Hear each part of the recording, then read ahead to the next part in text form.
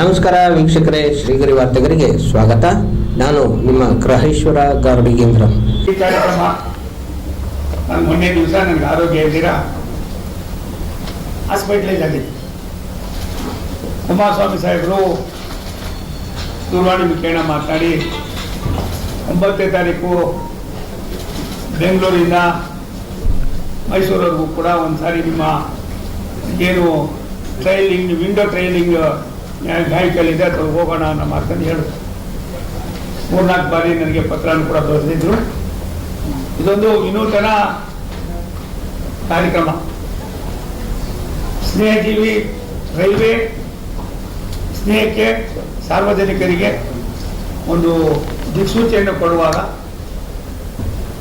ಸಾರ್ವಜನಿಕರು ಮತ್ತು ರೈಲ್ವೆ ಇಲಾಖೆಯ ಒಡಂಬಡಿಕೆಯನ್ನು ಕಣ್ಣಾರೆ ನೋಡಬೇಕು ಅನ್ನೋ ಅವರ ಭಾವನೆಗಳಿಗೆ ಸ್ಪಂದಿಸಿ ಬೆಳಿಗ್ಗೆ 10 ಗಂಟೆ 3 ನಿಮಿಷಕ್ಕೇನೋ ನಾವು ಟ್ರೈನ್ ಕುಂತಿದ್ದು. ಹಾಗಾಗಿ ಟ್ರೈನು ಏನೇ ಇದ್ರೂ ಕೂಡ ಟ್ರೈನ್ ಹೋಗೋದು ಟ್ರ್ಯಾಕ್ ಮೇಲೇನೆ. ಟ್ರ್ಯಾಕ್ ಮೇಲೆ ಇದ್ದರೆ ಬೇರೆ ಕಡೆ ಹೋಗೋಕ್ಕಾಗೋದೇ ಇಲ್ಲ. ಹಾಗಾಗಿ ಸುತ್ತಾಡ್ಕೊಂಡು ಬಂದು ಸುಮಾರು 5 ಗಂಟೆಗೂ ಮೇಲ್ಪಟ್ಟು ಸುತ್ತಾಡಿದ್ದೀವಿ. ನನಗನ್ನಿಸ್ತಾರೆ ನಾನು ಪದೇ ಮೈಸೂರಿಗೆ ಬೇರೆ ಬೇರೆ ಕಡೆ ರಾಜ್ಯದಲ್ಲಿ ಮತ್ತು ಅದಲ್ಲದಿರ ದೇಶದಲ್ಲಿ ಇಷ್ಟು ವಿಶೇಷವಾಗಿ ನಾರ್ತ್ ಇಂಡಿಯನ್ ಸ್ಟೇಟ್ಗೆ ನನಗೆ ನಮ್ಮ ನಾಯಕರು ನೆಚ್ಚಿನ ಪ್ರಧಾನಮಂತ್ರಿಗಳು ನಮ್ಮ ಮಂತ್ರಿಗಳಾದ ಅಶ್ವಿನಿ ವೈಷ್ಣವ್ ಕಳಿಸ್ತಾ ಇರ್ತಾರೆ. ಆದರೆ ಇವತ್ತು ಮೈಸೂರು ಈ ಒಂದು ರೈಲ್ವೆ ಇಲಾಖೆಯನ್ನು ಅಂದಿನ ಕಾಲದಲ್ಲಿ ಸ್ಥಾಪನೆ ಮಾಡ್ತಕ್ಕಂಥದ್ದಕ್ಕೆ ಮಹಾರಾಜ ಮೈಸೂರವರು ಕೊಟ್ಟಿರ್ತಕ್ಕಂಥ ಕೊಡುಗೆ ಅಪಾರವಾದದ್ದು. ಆ ಕೊಡುಗೆಯನ್ನು ಜ್ಞಾಪಕ ಮಾಡಿಕೊಳ್ಳೋ ಜೊತೆಯಲ್ಲಿ ನಾವಿವತ್ತು ಈ ಯೋಜನೆ ಬೆಳೀತಾ ಇರ್ತಕ್ಕಂಥ ಬೆಂಗಳೂರು ನಗರವನ್ನು ಜನಸಂದಣಿಯನ್ನು ಕಂಟ್ರೋಲ್ ಮಾಡೋದಕ್ಕೋಸ್ಕರ ನಾವು ಕೆಲವು ಮಾರ್ಪಾಟುಗಳನ್ನು ಮಾಡಬೇಕಾದ ಅವಶ್ಯಕತೆ ಇತ್ತು. ಅದನ್ನು ಮಾಡ್ತಕ್ಕಂಥದ್ದಕ್ಕೆ ನಾನು ಕುಮಾರಸ್ವಾಮಿ ಸಾಹೇಬರಿಬ್ಬರು ಚಿಂತನೆ ಮಾಡಿ ಆ ಕೆಲಸವನ್ನು ಇವತ್ತು ಮಾಡಬೇಕು ಬರ್ತಿದ್ದೇವೆ. ನಮ್ಮ ಯದುವೀರ್ ಒಡೆಯರವರಿಗೆ ನಾನು ತುಂಬ ಧನ್ಯವಾದಗಳನ್ನ ಸಮರ್ಪಣೆ ಮಾಡ್ತೀನಿ. ರಾತ್ರಿ ಬಂದವರು ಅಲ್ಲೇ ಬೆಂಗಳೂರಿನಲ್ಲಿ ಇದ್ದು ನಮ್ಮ ಜೊತೆಯಲ್ಲಿ ಬೆಳಿಗ್ಗೆಯಿಂದ ಆ ಒಂದು ಜನರ ಭಾವನೆಗಳು, ಜನರಲ್ಲಿ ಇರ್ತಕ್ಕಂಥ ಒಂದು ನಂಬಿಕೆ ಎಷ್ಟು ಮಟ್ಟಿಗೆ ಅನ್ನೋದನ್ನು ಅವರು ಕೂಡ ಕಣ್ಣಾರೆ ನೋಡಿದ್ದಾರೆ. ನಾವು 2-3 ವಿಚಾರಗಳನ್ನು ರೈಲ್ವೆಯವರಿಗೆ ಕೆಲವು ಸವಿಸ್ತಾರವಾಗಿ ಹೇಳಲೇಬೇಕಾಯ್ತದೆ. ಇದನ್ನು ಯಾಕೆ ಹೇಳಬೇಕಾಯ್ತದೆ ಅಂದರೆ, ರಾಜ್ಯದ ಮುಖ್ಯಮಂತ್ರಿಗಳು 18 ಬಾರಿ 19 ಬಾರಿ ಬಡ್ಜೆಟನ್ನು ಮಂಡನೆ ಮಾಡಿ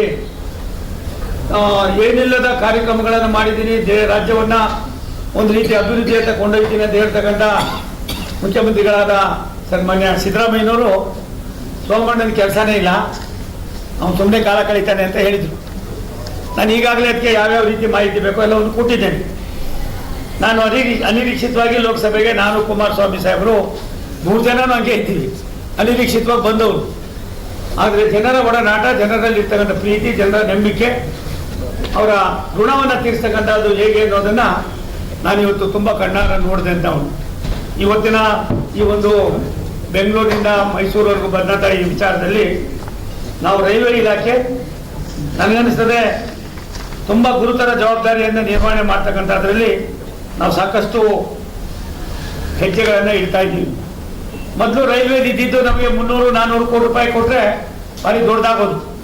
ರಾಷ್ಟ್ರದ ಪ್ರಧಾನಿಗಳಾಗಿ ರಾಷ್ಟ್ರದ ಪ್ರಧಾನಮಂತ್ರಿಗಳು ನರೇಂದ್ರ ಮೋದಿ ಅವರು ರೈಲ್ವೆ ಇಲಾಖೆಯನ್ನು ಸಾಮಾನ್ಯ ಬಡ್ಜೆಟ್ಗೆ ಸೇರ್ಪಡೆಗೊಳಿಸಿ ತದನಂತರ ರೈಲ್ವೆಯ ಅಭಿವೃದ್ಧಿಯ ಪರ್ವ ಕೇವಲ ಕರ್ನಾಟಕಕ್ಕೆಲ್ಲ ಭಾರತ ದೇಶದಲ್ಲೇ ಒಂದು ರೀತಿ ದೊಡ್ಡ ಸಂದೇಶವನ್ನು ಕೊಡ್ತಾ ಇರ್ತಕ್ಕಂಥದ್ದು ನಿಮ್ಗೆ ಗೊತ್ತಾಗಿದೆ.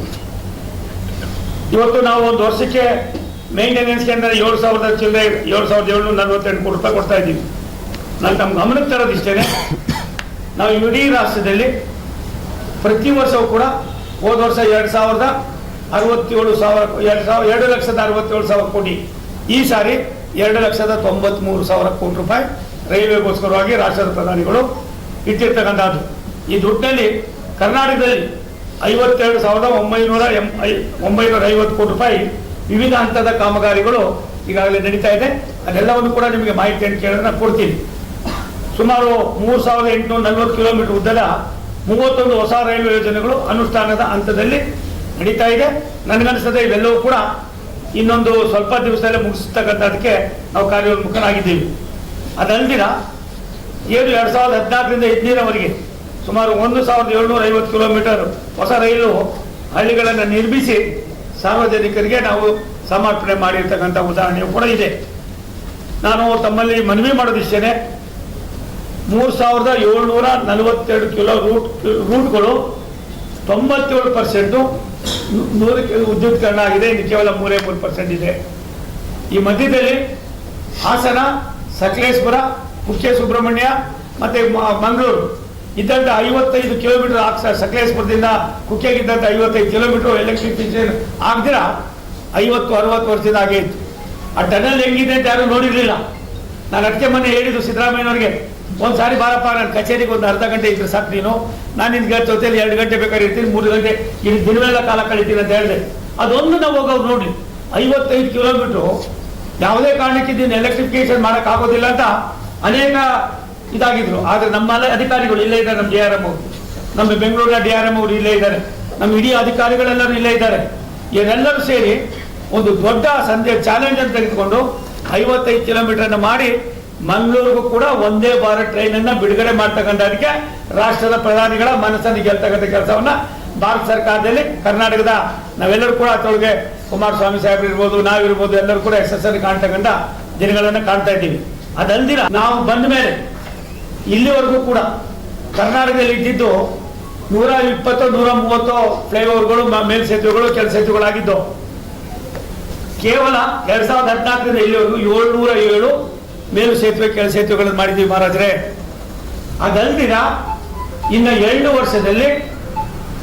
ವರ್ಷದಲ್ಲಿ ಕರ್ನಾಟಕ ರಾಜ್ಯದ ಹೈವೇಗಳಲ್ಲಿ ಇರ್ತಕ್ಕಂಥದ್ದಿರ್ಬೋದು, ಬೇರೆ ಬೇರೆ ಭಾಗದಲ್ಲಿ ಇರ್ತಕ್ಕಂಥದ್ದಿರ್ಬೋದು, ಇಡೀ ಡಿವಿಷನ್ ಇಂದ ಸುಮಾರು 167-168 ಕೆಲಸ ಕಾರ್ಯಗಳು ನಡೀತಾ ಇದೆ. ಅದನ್ನು ಕೂಡ ಪೂರ್ಣ ಮಾಡ್ತಕ್ಕಂಥ ಕೆಲಸವನ್ನ ಇಷ್ಟೆಲ್ಲ ಮಾಡಿ ಇನ್ನು 1-1.5 ವರ್ಷದಲ್ಲಿ ಇವೆಲ್ಲ ಮುಗಿಸ್ತಾ ಇದ್ದೀವಿ. ಇವತ್ತು ನಾವು 61 ಅಮೃತ್ ಸ್ಟೇಷನ್ ತೆಗೆದುಕೊಂಡು ಅದರೊಳಗೆ 1981 ಕೋಟಿ ರೂಪಾಯಿನಲ್ಲಿ ನಾವು ಕೆಲವನ್ನ ಈಗಾಗಲೇ ನಾವು ಉದ್ಘಾಟನೆ ಮಾಡಿದ್ದಾರೆ ರಾಷ್ಟ್ರದ ಪ್ರಧಾನಮಂತ್ರಿಗಳು. ಇನ್ನು ಉಳಿದಿರ್ತಕ್ಕಂಥದ್ದು ಕೂಡ ಈ ವರ್ಷ ಡಿಸೆಂಬರ್ ಒಳಗಡೆ ಅದನ್ನು ಕೂಡ ನಾವು ಮಾಡ್ತಾ ಇದ್ದೀವಿ. ಅಮೃತ್ ಭಾರತ್ ಸ್ಟೇಷನ್ ನಮ್ಮಲ್ಲಿ ನೀವು ನಂಬೋದಿಲ್ಲ, ನಮ್ಮ ಕ್ರಾಂತಿವೀರ ಸಂಗೊಳ್ಳಿ ರಾಯಣ್ಣ ಸ್ಟೇಷನ್ನಿಂದ ಸುಮಾರು 1,144 ಕೋಟಿ ರೂಪಾಯಿನಲ್ಲಿ PPP-ನಲ್ಲಿ ಅದನ್ನು ಆಧುನೀಕರಣ ಮಾಡ್ತಕ್ಕಂಥದಕ್ಕೆ ನಾವು ಈಗಾಗಲೇ ಯೋಜನೆಗಳನ್ನು ಕೈಗೆತ್ತಿಕೊಂಡಿದ್ದೀವಿ. ಯಶವಂತಪುರ 364 ಕೋಟಿ ರೂಪಾಯಿ, ಇನ್ನೊಂದು 1 ವರ್ಷದಲ್ಲಿ ಅದನ್ನು ಉದ್ಘಾಟನೆ ಮಾಡ್ತಾ ಇದ್ದೀವಿ. ಬೆಂಗಳೂರು ಕಂಟೋನ್ಮೆಂಟು 484 ಕೋಟಿ ರೂಪಾಯಿ, ಅದನ್ನು ಕೂಡ ನಾವು 1-1.5 ವರ್ಷದಲ್ಲಿ ಮುಗಿಸ್ತಾ ಇದ್ದೀವಿ. ಮೈಸೂರು 493 ಅಭಿಕಾಮ್ ಚಾಲು ಸರ್ ಇವಾಗ ಕೆಲಸ ಅದು ಕೂಡ ಇದಾಗಿದೆ. ಅಶೋಕ್ಪುರಂ 32 ಕೋಟಿ ರೂಪಾಯಿನಲ್ಲಿ ಮಾಡಿ ಈಗಾಗಲೇ ಅದನ್ನ ಸಾರ್ವಜನಿಕರಿಗೆ ಸಮರ್ಪಣೆ ಮಾಡಿ ಮೆಮೊ ಟ್ರೈನ್ಗಳು ಕೂಡ ಅಲ್ಲಿಂದಾನೇ ಹೊರಡ್ತಾ ಇದೆ. ಬಹುತೇಕ ಟ್ರೈನ್ಗಳನ್ನು ಅಲ್ಲಿಂದಾನೇ ನಾವು ಶಿಫ್ಟ್ ಮಾಡಿ ಆ ಒಂದು ಕೆಲಸವನ್ನು ಕೂಡ ಸುಮಾರು ವರ್ಷದ ಅದು ಮಾಡಿದ್ದೀವಿ. ಅದಲ್ದಿನ ಕೆಂಗೇರಿಯಲ್ಲಿ 21 ಕೋಟಿ ರೂಪಾಯಿ ನಡೀತಾ ಇದೆ. ಇದೆಲ್ಲ ಯಾಕೆ ಹೇಳ್ತೀರಿ ಅಂದ್ರೆ ಮೈಸೂರು ಬೆಂಗಳೂರು ಒಂದೇ ನಾಣ್ಯದ 2 ಮುಖಗಳಾಗಿ ಈ ಒಂದು ಸ್ಟ್ರೆಚ್ಚಲ್ಲಿ ನಾವು ಏನೇನು ಮಾಡಿದ್ದೀವಿ ಅನ್ನೋದಕ್ಕೆ ನಿಮ್ಗೆ ಗಮನಕ್ಕೆ ತರ್ತಾ ಇದ್ದೀನಿ. ಕೃಷ್ಣಾಜಪುರ 21 ಕೋಟಿ ರೂಪಾಯಿ, ಮಂಡ್ಯ 20 ಕೋಟಿ ರೂಪಾಯಿ, ಚನ್ನಪಟ್ಟಣ 21 ಕೋಟಿ ರೂಪಾಯಿ, ರಾಮನಗರ 21 ಕೋಟಿ ರೂಪಾಯಿ. ಅಲ್ಲಿಂದ ಬಂದು ಶ್ರವಣಬೆಳಗೊಳ, ಚನ್ನಸಂದ್ರ ಈ ಭಾಗದೆಲ್ಲರೂ ಕೂಡ ನಾವು ನಡೀತಾ ಇದೆ. ನಮ್ಮ ಉದ್ದೇಶ ಇಷ್ಟೇನೆ, ಯಾವ ಕೆಲಸಗಳು ಒಂದು ಕಾಲದಲ್ಲಿ 5 ಲಕ್ಷ ರೂಪಾಯಿನ ಜಿಲ್ಲಾ ರೈಲ್ವೆ ಸ್ಟೇಷನ್ಗಳಿಗೆ ಕೊಡೋಕ್ಕಾಗ್ದಿರ, ಈವನ್ ಟಾಯ್ಲೆಟ್ ಕೂಡ ರಿಪೇರಿ ಮಾಡೋಕ್ಕಾಗ್ದಿರ ಒದ್ದಾಡ್ತಾ ಇದ್ದಂಥ ಬಹುತೇಕ ರೈಲ್ವೆ ಸ್ಟೇಷನ್ಗಳು ಇವತ್ತು ವಿಮಾನ ನಿಲ್ದಾಣಗಳ ರೂಪದಲ್ಲಿ ಮಾಡ್ತಕ್ಕಂಥದಕ್ಕೆ ರಾಷ್ಟ್ರದ ಪ್ರಧಾನಮಂತ್ರಿಗಳು ಕೊಟ್ಟಿರ್ತಕ್ಕಂಥ ಹೊತ್ತು ನಮ್ಮ ಮಂತ್ರಿಗಳಾದ ಸನ್ಮಾನ್ಯ ಅಶ್ವಿನಿ ವೈಷ್ಣವ್ ಅವರು, ನಾವಿರ್ಬೋದು, ಕುಮಾರಣ್ಣ ಅವರು ಇರ್ಬೋದು, ನಾವೆಲ್ಲ ಕೂಡ ಅದ್ರ ಜೊತೆಯಲ್ಲಿ ನಾವೆಲ್ಲವನ್ನು ಕೂಡ ಮಾಡ್ತಾ ಇದ್ದೀವಿ. ನಾನು ನಿಮಗೆ ಪ್ರಯಾಣಿಕರ ಸುರಕ್ಷತೆಗೋಸ್ಕರವಾಗಿ 1568 ಮಾರ್ಗಗಳನ್ನು ಕವಚವನ್ನು ಅಳವಡಿಸ್ತಕ್ಕಂಥ ಕೆಲಸವನ್ನು ನಾವು ಮಾಡ್ತಾ ಇದ್ದೀವಿ. ಇವತ್ತು ವಂದೇ ಭಾರತ್ ಟ್ರೈನು 12 ಓಡ್ತಾ ಇದೆ, 23 ನಿಲ್ದಾಣಗಳಲ್ಲಿ ಅದು ಓಡಾಡ್ತಾ ಇದೆ, 14 ಜಿಲ್ಲೆಗಳಲ್ಲಿ. ಮಾರ್ಚ್-ಏಪ್ರಿಲ್ ಒಳಗಡೆ ಸ್ಲೀಪಿಂಗ್ ಕೋಚು ಬರ್ತದೆ. ಇನ್ನು 1-2 ವಂದೇ ಭಾರತ್ ಕೂಡ ಭಾರತ ಸರ್ಕಾರ ಕರ್ನಾಟಕಕ್ಕೆ ಕೊಡುಗೆಯಾಗಿ ನೀಡ್ತಕ್ಕಂಥ ಕೆಲಸವನ್ನು ಮಾಡ್ತಾ ಇದ್ದೀವಿ. ಇವತ್ತು ಅಮೃತ್ ರೈಲುಗಳನ್ನು, ಅಮೃತ್ ಸ್ಟೇಷನ್, ಭಾರತ್ ಅಮೃತ್ ಸ್ಟೇಷನ್ಗಳನ್ನು ಮಾಡ್ತಕ್ಕಂಥ ಅದಕ್ಕೆ ನಾವು ಒಟ್ಟಾರೆಯಾಗಿ ಅನೇಕ ಕಾರ್ಯಕ್ರಮಗಳನ್ನು ನಾವು ಮಾಡ್ತಾ ಇದ್ದೀವಿ. ಅಂಗವಿಕಲರಿಗೋಸ್ಕರವಾಗಿ ಎಕ್ಸಿಲೇಟರ್ಸ್ ಇರ್ಬೋದು, ಮತ್ತೊಂದು ಇರ್ಬೋದು, ಅವ್ರಿಗೆ ಬೇಕಾಗಿರ್ತಕ್ಕ ಸವಲತ್ತುಗಳಿರ್ಬೋದು, ಇವೆಲ್ಲವನ್ನು ಕೂಡ ನಾವು ತುಂಬ ವ್ಯವಸ್ಥಿತವಾಗಿ ಮಾಡ್ತಾ ಇದ್ದೀವಿ. ನನಗೆ ಒಂದೇ ಒಂದು ನೋವು, ಚಾಮರಾಜನಗರ ಬೆಂಗಳೂರು ನಮ್ಮಲ್ಲಿ 142 ಕಿಲೋಮೀಟರ್. ನಾನು 1387 ಕೋಟಿ ರೂಪಾಯಿ ನಾನು ಬರೋಕ್ಕೆ ಮುಂಚೆನೇ ಇದೆಲ್ಲ ಇದಾಗಿ ಸನ್ಮಾನ್ಯ ಮಲ್ಲಿಕಾರ್ಜುನ್ ಖರ್ಗೆ ಸಾಹೇಬರು ಮಂತ್ರಿಗಳಾಗಿದ್ದಾಗ ಇದನ್ನು ಮಾಡಬೇಕು ಅಂತ ಮಾಡಿ ಅದು ಮುಂದಕ್ಕಾಗೋದಿಲ್ಲ. ಹೆಜ್ಜಾಲ, ಹಾರೋಹಳ್ಳಿ, ಹೆಜ್ಜಾಲ, ಕಗ್ಲಿಪುರ, ಹಾರೋಹಳ್ಳಿ, ಕಲಿಪುರ, ಸಾತನೂರು, ಅಲ್ಲಿಂದ ಬಂದು ಹಲಗೂರು, ಮಳವಳ್ಳಿ, ಕೊಳ್ಳೇಗಾಲ, ಸತ್ಯಮಾರಹಳ್ಳಿ, ಯನಂದೂರು, ಸತ್ಯಮಾರಹಳ್ಳಿ, ಚಾಮರಾಜನಗರ 142 ಕೋಟಿ ರೂಪಾಯಿದು ಕಿಲೋಮೀಟರ್ನ ನಾವು ತಗೊಳ್ಳಿ ಅಂತ ಹೇಳಿ ಅವ್ರು ಏನು ಹೇಳಿದ್ವಿ ನಾವು, ಆಗೋಗಿದೆ ಕಡೆ ನಮ್ಮೆಲ್ಲ ಮುಗಿದಿದೆ ಅಂದರು. ನಾನೇನೋ ತುಂಬ ಖುಷಿಯಾಗಿ ಹೇಳಿ ಟೆಂಡರ್ ಕರೆಯೋಣ ಅಂತ ಕರೆದ್ರೆ ಏನು ಮಾಡಿದ್ದಾರೆ ಇವರು ಅಂದರೆ, ದಿನಾಂಕ 12/12/24 ನಾನು ತುಂಬ ಡಿಮ್ಯಾಂಡ್ ಮಾಡಕ್ಕೆ ಕೊಟ್ಮೇಲೆ ಒಂದು ಪತ್ರ ಬರೀತಾರೆ ನನಗೆ, ನಮ್ಮ ಕೈಲಿ ಆಗೋದಿಲ್ಲಪ್ಪ, ಈ ಸ್ಕೀಮನ್ನ ನೀನು ವಾಪಸ್ ತಗೊಬಿಡು. ನಾವು ವಾಪಸ್ ತಗೊಂಡಿದ್ದೀವಿ, ನಮ್ಮ ಕೈಲಿ ಮಾಡೋಕ್ಕಾಗೋದಿಲ್ಲ, ನೀವೇ ಏನಾದರೂ ಮಾಡಿದ್ರೆ ಮಾಡ್ಬೋದು ಅನ್ನೋ ಮಾತನ್ನ ರಾಜ್ಯ ಸರ್ಕಾರ ರೈಲ್ವೆಗೆ, ರಾಜ್ಯದ ಸನ್ಮಾನ್ಯ ಸಿದ್ದರಾಮಯ್ಯನವರ ನಾಯಕತ್ವದ ಸರ್ಕಾರ, ಮೈಸೂರು ಜಿಲ್ಲೆಯವರಾಗಿರ್ತಕ್ಕಂಥ ಸಿದ್ದರಾಮಯ್ಯನವರು ಮಹಾರಾಜರೇ ಇದಕ್ಕೆ ಬರೀತಾರೆ.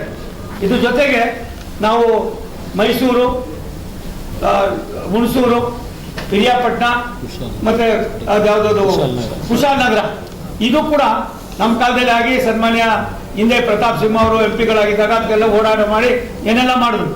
ಅದು ಕೂಡ ಒಂದು ಪತ್ರ ಬರೀತಾರೆ, ನಮ್ಮ ಕೈಲಿ ಆಗೋದಿಲ್ಲ ಅಕ್ವಿಜೇಷನ್ ಮಾಡೋಕ್ಕೆ, ನೀವೇನು ಬೇಕಾದ್ರೂ ಮಾಡ್ಕೊಳ್ಳಿ. ಅಭಿವೃದ್ಧಿಯ ಸಂಕೇತ ಅಂತ ಹೇಳ್ತಾರೆ, ಅಭಿವೃದ್ಧಿಗೆ ಇವ್ರು ಯಾವ ರೀತಿ ಒತ್ತನ್ನು ಕೊಡೋದಿಲ್ಲ ಅನ್ನೋದಕ್ಕೆ ಇದೊಂದು ದೊಡ್ಡ ಉದಾಹರಣೆ. ನಾನು ತಮ್ಮಲ್ಲಿ ಮನವಿ ಮಾಡೋದು ಇಷ್ಟೇ, ಸಿದ್ದರಾಮಯ್ಯನವರು ಎಲ್ಲ ಒಂದು ಕಡೆ ಕುಳಿತುಕೊಂಡು ಏನೆಲ್ಲ ಮಾತನಾಡೋದು ಬಿಟ್ಟು ವಾಸ್ತವಾಂಶಕ್ಕೆ ಅವ್ರು ಬರಬೇಕಾಯ್ತು. ನಾನು ಇವತ್ತು ಬೆಳಿಗ್ಗೆ 10 ಗಂಟೆಗೆ ಹೊರಟವರು, ನಾವು ನಿಲ್ಲಿಸಿದ್ದು ಮದ್ದೂರಿಂದ ಮುಂಚಿತ ಯಾವುದೋ ಒಂದು ಸ್ಟೇಷನಲ್ಲಿ ನಿಲ್ಲಿಸ್ತೋ ಶೆಟ್ಟಿಹಳ್ಳಿ, ಅಲ್ಲಿಂದ ಇಲ್ಲಿ ಬರಬೇಕಾದ್ರೆ 5 ಗಂಟೆ ತೆಗೆದುಕೊಂಡ್ರು ಜನ. ಆ ನಂಬಿಕೆ, ಆ ಶೆಟ್ಟಿಹಳ್ಳಿ, ಮದ್ದೂರು, ಅಣಕೆರೆ, ಯಲಿಯೂರು, ಮಂಡ್ಯ, ಬ್ಯಾಡರಹಳ್ಳಿ, ಪಾಂಡವಪುರ, ಶ್ರೀರಂಗಪಟ್ಟಣ, ಈ ಕೇವಲ 8 ಕಡೆ ನಿಲ್ಲಿಸಿ ಆ ಜನರನ್ನು ಮಾತಾಡಿಸ್ಬೇಕನ್ನೋ ಆಫೀಸರ್ಗಳೆಲ್ಲ ಇದ್ರು. ಎಷ್ಟು ಮಟ್ಟಿಗೆ ಜನಕ್ಕೆ ಭಾವನೆ ಇದೆ, ನಂಬಿಕೆ ಇದೆ, ರಾಷ್ಟ್ರದ ಪ್ರಧಾನಮಂತ್ರಿಗಳ ದೂರದೃಷ್ಟಿ ಇದೆ ಅನ್ನೋದಕ್ಕೆ ಇದೊಂದು ಉದಾಹರಣೆ. ನಾನು ಮೈಸೂರು ಬೆಂಗಳೂರು ಮಾರ್ಗದಲ್ಲಿ ಸುಮಾರು ಈಗಾಗಲೇ 5 ROB, 1 RUB ಸಾಂಕ್ಷನ್ ಆಗಿ ಕೆಲಸ ಶುರು ಮಾಡಿ ಒಂದು ಮುಗಿತಾ ಇದೆ, ಅದನ್ನು ಪ್ರಾರಂಭ ಮಾಡ್ತಾ ಇದ್ದೀವಿ. ಬೆಂಗಳೂರು ಮೈಸೂರು ಭಾಗದಲ್ಲಿ ನಮ್ಮಲ್ಲಿ ಎಷ್ಟಿದೆ, ನಾನು अधिकारिಗಳಿಗೆ दोनों DRM इधर है, सब दोनों को मेरा एक सूचना है और मैं एक रिक्वेस्ट भी है, मैसूर बेंगलुरु से आने का जाने का किधर किधर अभी चीफ इंजीनियर है, वो दोनों को छोड़े तो अभी बड़ा है, बाद में किसे किसे कैसा कैसा करना है, क्या करने को होता है, मैं सभी एक कर को मुझे 15-20 दिन में कितने लेता है, क्या लेता है, कई को होना चाहिए, इसमें टॉप प्रायोरिटी के किसी किसी को आइटम देना चाहिए. नहीं तो क्या होता है, मुझे बताया उधर आप भी था, हम दोनों पुटराज हमारा पुटराज XMP मुझे उधर बताया बहुत आदमी का, इसलिए कितने उतने भी लेने का. अब मुझे ये टेंडर में कर देता है, मुझे होना चाहिए, होना नहीं होना वो डिसीजन आपका है, मैं लेने का नहीं होता है. प्रेम नारायण जी, वो काम होना चाहिए नहीं चाहिए आपका डिसीजन रहता है. नहीं तो क्या बोलता है, सोमण्णा बोलिया इसलिए मैं हो गया, कुमार स्वामी जी बोलिया, महाराजा बोलिया इसलिए मैं करने का नहीं होता है, ये सब भी नहीं होना चाहिए. ಅದಕ್ಕೋಸ್ಕರವಾಗಿ ನಾವು ಇವತ್ತು ತೀರ್ಮಾನ ಮಾಡಿದ್ದೀವಿ. ಇಷ್ಟು ಗಂಟೆಗಳು ಕಾಲ ಕಳೆದಿದ್ದು ಕೂಡ ಕುಮಾರಸ್ವಾಮಿ ಸಾಹೇಬರಿಗೆ ನಾನು ಭಾರತ ಸರ್ಕಾರದ ರೈಲ್ವೆ ಇಲಾಖೆ ವತಿಯಿಂದ ಒಂದು ಮಾತನ್ನು ಹೇಳೋದಕ್ಕೆ ಇಚ್ಛೆ ಪಡ್ತೀನಿ. ದಯಮಾಡಿ ಇವತ್ತು ಎಷ್ಟು ROB ಬೇಲ್ ಸೇತುವೆ ಕೆಳ ಸೇತುವೆಗಳ ಅವಶ್ಯಕತೆ ಇದೆ, ಎಲ್ಲೆಲ್ಲಿ ಆದ್ಯತೆ ಕೊಡಬೇಕು, ಎಲ್ಲ ಕೆಲಸವನ್ನು ಕೂಡ ತಮ್ಮಣ್ಣ ಸಾಹೇಬ್ರೆ ನೀವುಗಳು ಕೂಡ ಗಾಡಿಯನ್ನಾಗಿ ನಿಂತ್ಕೊಂಡು ಜಾಗೃತಿ ನಾವೇ ದುಡ್ಡು ಕೊಡ್ತೀವಿ. ಅಕ್ವಿಜೇಷನ್ ಏನಾದ್ರು ಇದ್ರೆ ಅದಕ್ಕೂ ಕೂಡ ಭಾರತ ಸರ್ಕಾರ ದುಡ್ಡು ಕೊಡ್ತದೆ. ಈ ಥರದ ಯೋಜನೆ 50 ವರ್ಷ 70 ವರ್ಷ 80 ವರ್ಷದಲ್ಲಿ ಮಾಡಿದ್ರೆ ಏನೇನಾಗಿರೋದು. ಮೋದಿಜಿಯವರು 3ನೇ ಬಾರಿಗೆ ಬಂದ ಮೇಲೆ ಯಾವುದೇ ಮೇಲ್ಸೇತುವೆ ಕೆಳ ಸೇತುವೆಗಳು ರಾಜ್ಯ ಸರ್ಕಾರದ ಮೇಲೆ ಡಿಪೆಂಡ್ ಆಗಬಾರ್ದು ಅನ್ನೋ ದೃಷ್ಟಿಯಿಂದ ಇದನ್ನು ನಾವು ಮಾಡಿದ್ದೀವಿ.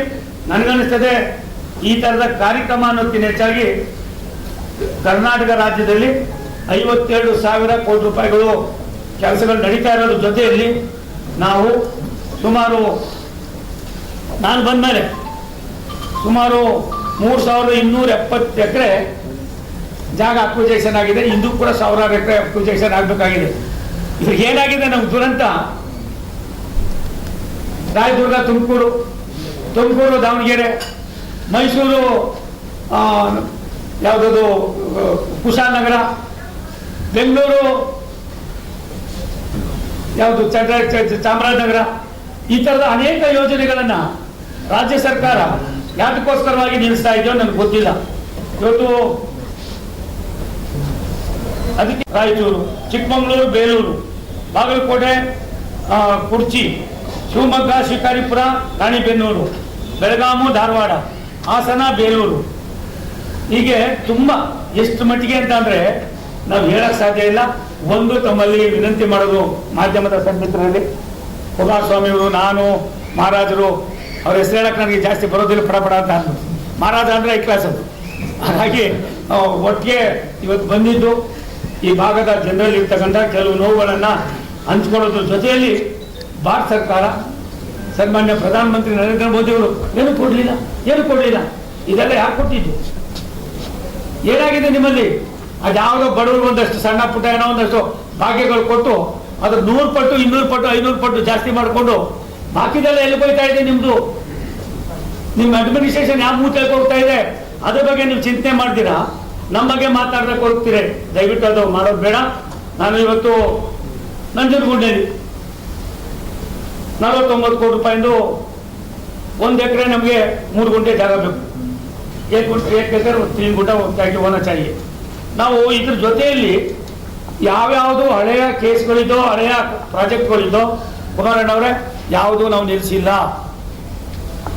ಪ್ರಧಾನಿಗಳ ಸೂಚನೆ, ಅವರ ದೂರದೃಷ್ಟಿ, ಯಾವುದೇ ಕಾರಣಕ್ಕೆ ರಾಜಕಾರಣ ಬೇಡ, ಅಭಿವೃದ್ಧಿಯ ವಿಚಾರದಲ್ಲಿ ರಾಜಕೀಯ ಬೇಡ.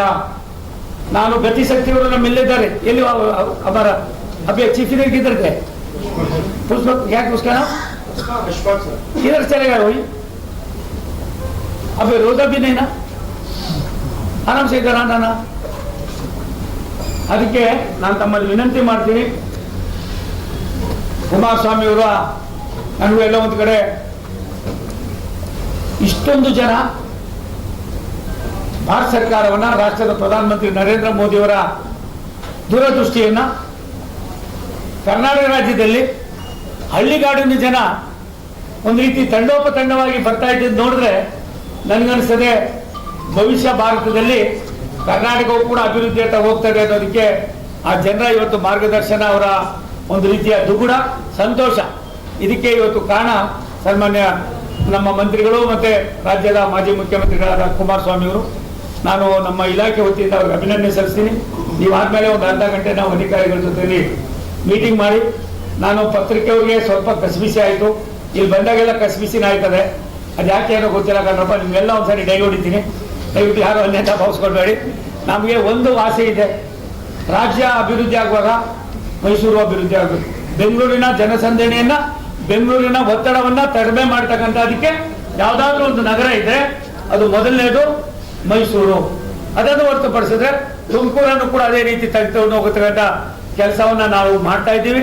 ನನಗೆ ತುಮಕೂರು ಯಾಕೆ ಮಾಡ್ತಾ ಇದ್ದೀನಿ ಅಂತಂದ್ರೆ, ಅದು ಹೈದರಾಬಾದ್ ಕರ್ನಾಟಕ, ಬಾಂಬೆ ಕರ್ನಾಟಕ, ಮಧ್ಯ ಕರ್ನಾಟಕ ಮತ್ತೆ ಎಲ್ಲ ಕಡೆಯಲ್ಲೂ ಕೂಡ ಹೋಗ್ತಕ್ಕಂಥದ್ದು ಕನೆಕ್ಟಿವಿಟಿ ಇದೆ. ಆ ಕನೆಕ್ಟಿವಿಟಿಯನ್ನ ನಾವು ಮಾಡಲೇಬೇಕಾಗ್ತದೆ.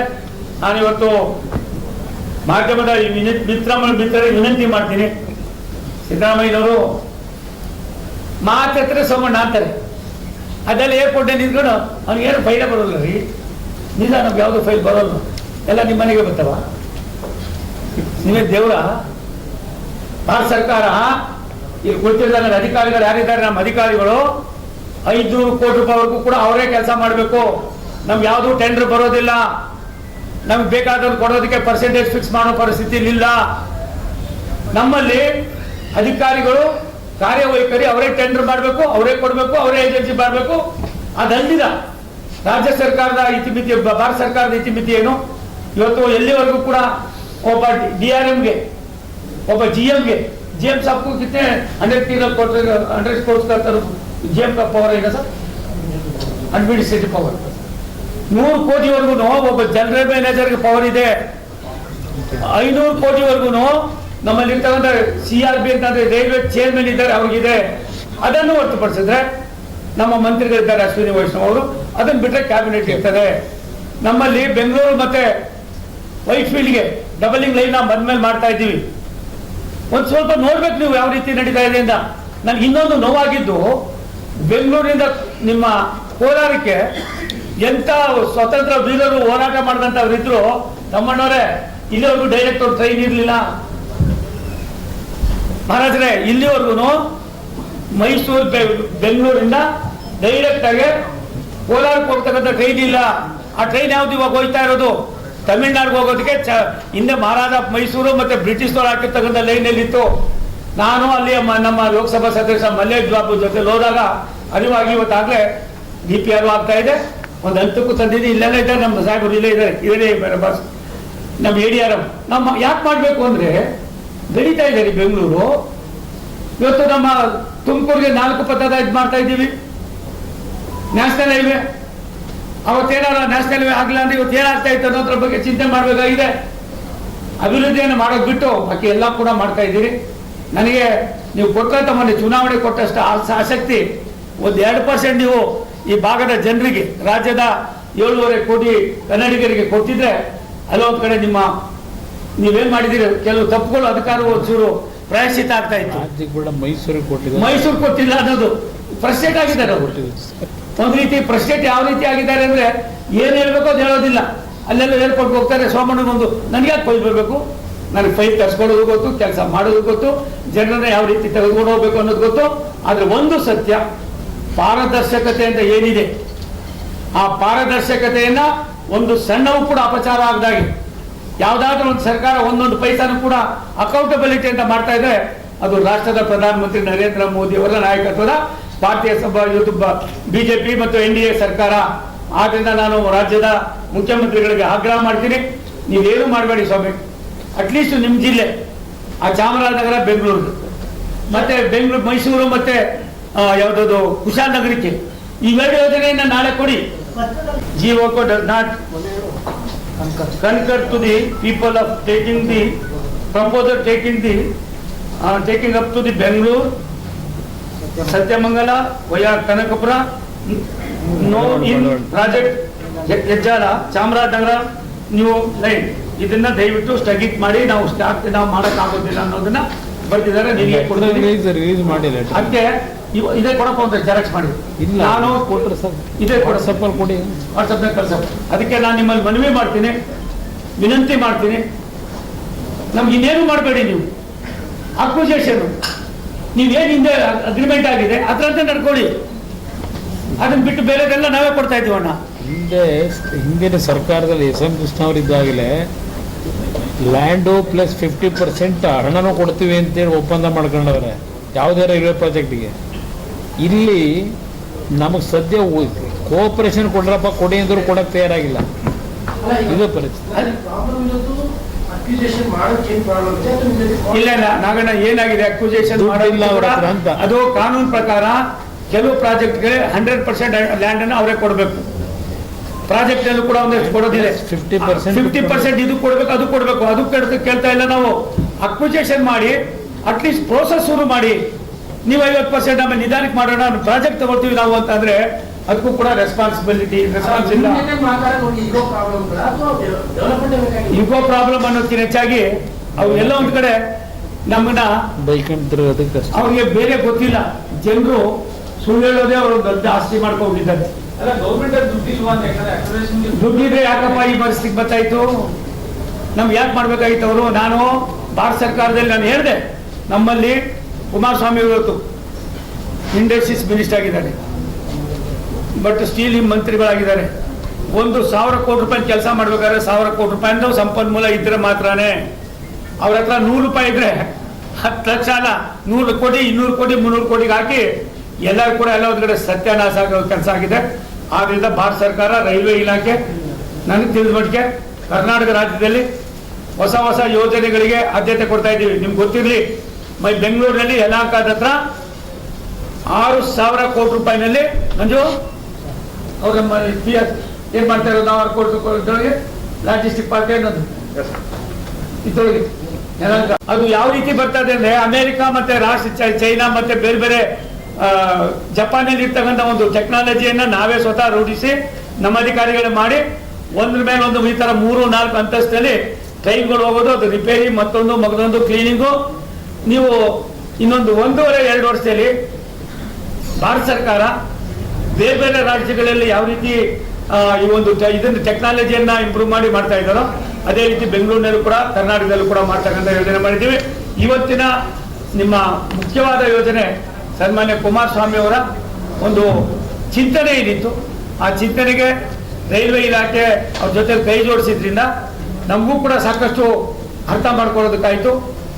ಈ ಥರದ ವಿನೂತನ ಕಾರ್ಯಕ್ರಮಗಳು ಅಲ್ಲಲ್ಲೇ ನಡೆದಾಗ ಅಧಿಕಾರಿಗಳಿಗೆ ಅವ್ರ ಜೊತೆ ಬಂದ್ಬಿಟ್ರೆ ಎಷ್ಟು 10 ವರ್ಷ, 15 ವರ್ಷ, 8 ವರ್ಷ, 4 ವರ್ಷ, 3 ವರ್ಷದ ಸಣ್ಣ ಕಡತಗಳು ಎಲ್ಲ ಒಂದು ಸಣ್ಣ ಇನ್ಫಾರ್ಮೇಶನ್ಗೋಸ್ಕರ ನಿಂತೋಗ್ತಾ ಇದ್ದು, ಇಂಥವೆಲ್ಲವೂ ಕೂಡ ಇವತ್ತು ಕ್ಲಿಯರ್ ಆಗ್ತಕ್ಕಂಥದಕ್ಕೆ ಅನುವಾಗಿದೆ. ಇದು ಒಂದು ಒಳ್ಳೆಯ ಉತ್ತಮವಾದ ಬೆಳವಣಿಗೆ. ರಾಜ್ಯದ ಜನರಿಗೆ ರೈಲ್ವೆ ಇಲಾಖೆ ವಿನೂತನ ಯೋಜನೆ ಜೊತೆಯಲ್ಲಿ ರೈಲ್ವೆ ಕೂಡ ಒಂದು ಸ್ನೇಹದ ಸಂಕೇತವಾಗಿ ಕೆಲಸ ಮಾಡೋದಕ್ಕೆ ಅವಕಾಶಗಳಾಗ್ತದೆ. ಏನಾದರೂ ಇದ್ರೆ ನನಗನ್ನಿಸ್ತದೆ ಕಾಂತಿವೀರ ಸಂಗೊಳ್ಳಿ ರಾಯಣ್ಣ ಟರ್ಮಿನಲ್ಲು ವಿಶ್ವದಲ್ಲೇ 4ನೇದು 5ನೇದು ಆಯ್ತದೆ. नहीं साहब 12 क्या रहे ना प्लेटफॉर्म 12 आ रही तो 14 12 आ रही 16 16 ಇದು ಪ್ಲಾಟ್ಫಾರ್ಮ್ಗಳು ಬರ್ತಾ ಇದೆ. ಇದು ಎಷ್ಟು ಮಟ್ಟಿಗೆ ಅಂತಂದ್ರೆ ಇನ್ನು 40-50 ವರ್ಷಗಳು ಕಳೆದರೂ ಕೂಡ ಜನರಿಗೆ ಅನಾನುಕೂಲ ಆಗಬಾರ್ದು ಅನ್ನೋ ದೃಷ್ಟಿಯಿಂದ ರಾಷ್ಟ್ರದ ಪ್ರಧಾನಮಂತ್ರಿಗಳು ಇಡೀ ವಿಶ್ವದಲ್ಲಿ ಎಲ್ಲ ರಾಜ್ಯಗಳಿಗೂ ಕೂಡ ಕೊಟ್ಟಂತ ಆದ್ಯತೆಯನ್ನ ಕರ್ನಾಟಕಕ್ಕೂ ಕೂಡ ಕೊಟ್ಟಿದ್ದಾರೆ. Thank you. ನಾವು ಡೆಲ್ಲಿಲೇ ಇರ್ತೀರಿ, ನನಗೆ ಹೆಂಗಿದ್ರು ಕೆಲಸ ಇಲ್ಲ ಅಂತ ಅವರೆಲ್ಲ ಆ ಕೆಲಸ ನಾವು ಮಾಡ್ತೀವಿ. ನಿಮ್ಮ ಕೈಲಂತೂ ಮಾಡೋಕ್ಕಿದೆಯೋ, ಎಷ್ಟು ಮಟ್ಟಿಗೆ ದೊಡ್ಡವರು ಇದೀರೋ ಇಲ್ಲ, ನಾನು ಕೆಟ್ಟ ಭಾಷೆಯಲ್ಲಿ ಹೇಳ್ಬಾರ್ದು, ಅದಕ್ಕೆ ಅರ್ಹತೆ ಇದೆಯಲ್ಲೋ ಗೊತ್ತಿಲ್ಲ, ನಾವಂತೂ ಮಾಡ್ತೀವಿ. ಒಂದು ಸತ್ಯ, ಯಾವುದೇ ಇಲಾಖೆಯಲ್ಲಿ ನಮ್ಮಿಂದ ಯಾವುದು ನಿಲ್ಲಿಸಿಲ್ಲ ಹೇಳಿ. ಇಟ್ಕೊಂಡು ತಕತೈ ಅಂತ ಆಗ್ಬೇಕಾದ್ರೆ ಆಗ್ತಾ ಇರೋ ಎಲ್ಲ ಕೆಲಸ ನೋಡಿನೇ ಅವ್ರು ತಡ್ಕೊಳಕ್ ಆಗ್ತಾ ಇಲ್ಲ. ಸದ್ಯ ಅವ್ರಿಗೆ ಏನು ಆಘಾತ ಆಗಿಲ್ವಲ್ಲ, ಅದಕ್ಕೆ ನಾವು ಖುಷಿ ಪಡೋಣ. ಅವ್ರು ಮಾತಾಡೋದೆ ಅವ್ರ ಜೀವನನೇ, ಅದು ಅವ್ರ ಲೈಫ್.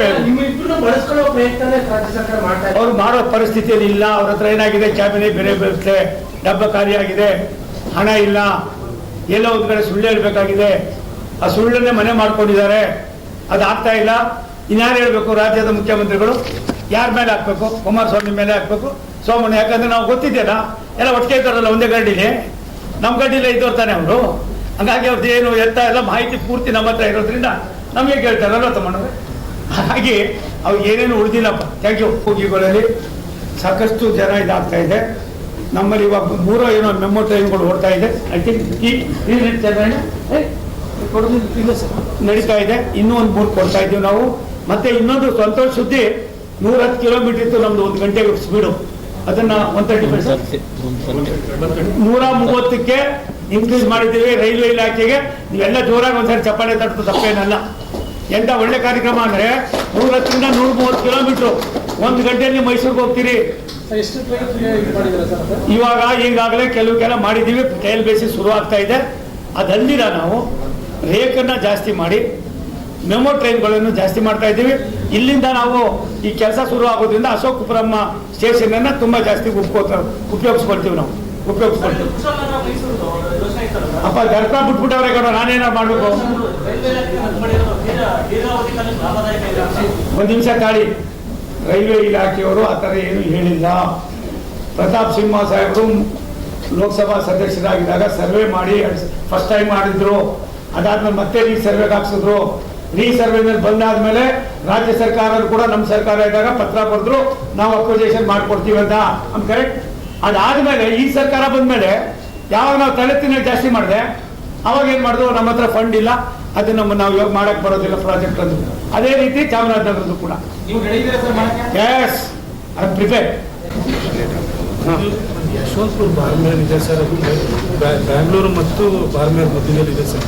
ಮೈಸೂರಿಗೆ ಅದು ಲೈನ್ ಓವರ್ ಪೀರಿಯಡ್ ಜಾಸ್ತಿ ಇದೆ. ಮೈಸೂರಿಗೆ ಅದನ್ನು ಎಕ್ಸ್ಟೆನ್ಷನ್ ಮಾಡ್ಬೋದು ಸರ್. ಟ್ರೈನ್ ಯಾವ್ದು ಟ್ರೈನ್? ಅದು ಇದು Yeshwanthpur Barmer sir.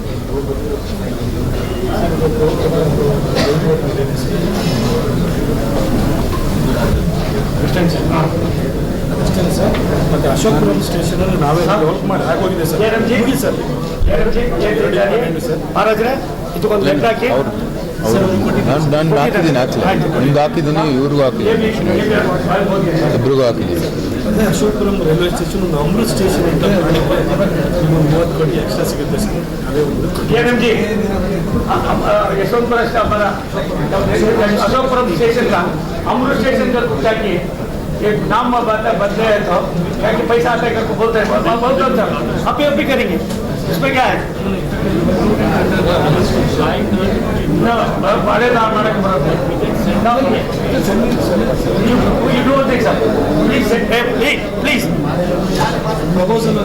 Please send A proposal CRP ಮತ್ತೆ ಥೋಡೆ ಕಾಪಿ ಬೇಕಾಗಿ ಪ್ಲೀಸ್.